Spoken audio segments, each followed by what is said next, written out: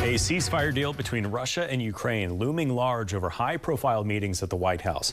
As national correspondent Matt Galka explains, sanctions are still on the table as Russia doesn't seem eager to stop the fighting.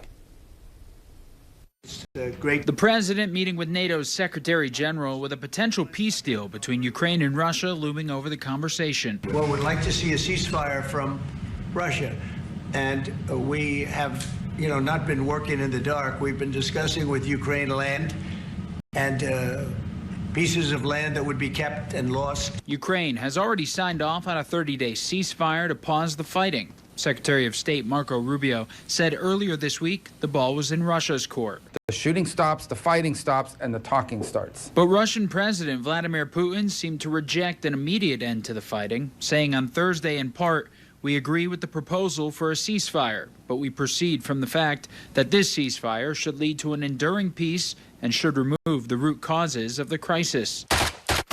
The fighting continues, and President Trump is weighing options to get a peace deal done.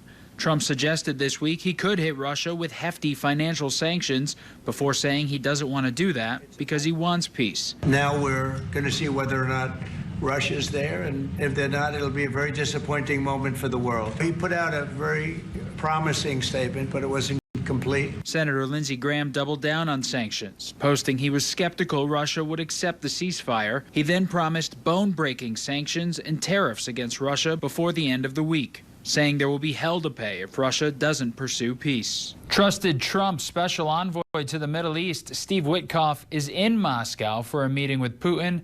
The president also said he'd be open to talking to Putin directly about the ceasefire deal. Reporting in Washington, I'm Matt Galka.